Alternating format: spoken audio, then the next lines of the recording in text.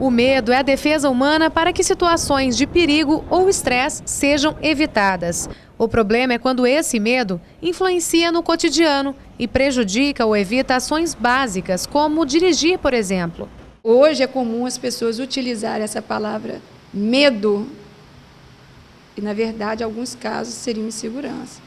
Esse problema, que atinge, em média, 30% das pessoas que procuram as autoescolas, pode ser superado logo depois de um acompanhamento específico. Eu atendo individualmente ali e peço para que seja preenchida uma anamnese.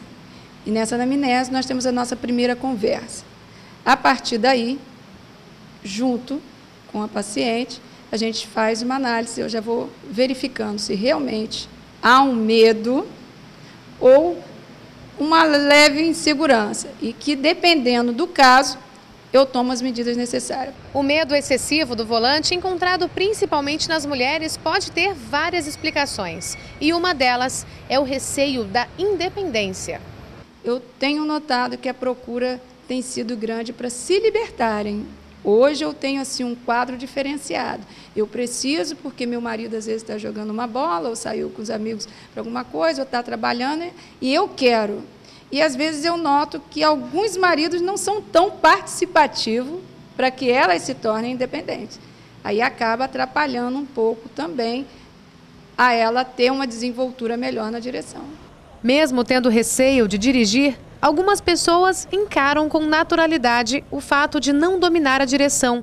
Roberta já tem em mãos a CNH há algum tempo, mas ainda resiste a encarar o trânsito da cidade.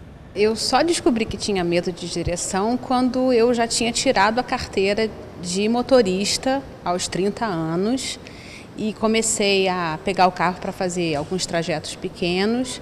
E aí foi me dando aquela sensação de que eu não sabia fazer exatamente muito bem aquilo, e aí percebi que estava com medo. Seria mais uma insegurança com relação ao trânsito, com relação a machucar alguém com um veículo?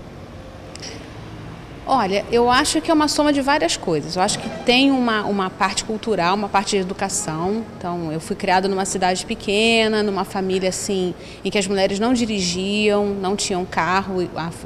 Dirigir era uma função na família dos homens, né? Então, eu sempre fui levada de carro para os lugares, tinha essa facilidade, então não era uma necessidade que eu tinha. E depois, eu acho que é uma coisa psicológica mesmo. E o que é que você está fazendo para superar esse medo? Por enquanto nada, mas existe uma pressão muito grande da minha família, do meu marido, dos meus amigos, né? Porque eles me consideram uma mulher independente, eu sempre trabalhei fora, já morei sozinha no exterior, enfrento situações que talvez outras pessoas teriam dificuldade sem o menor problema.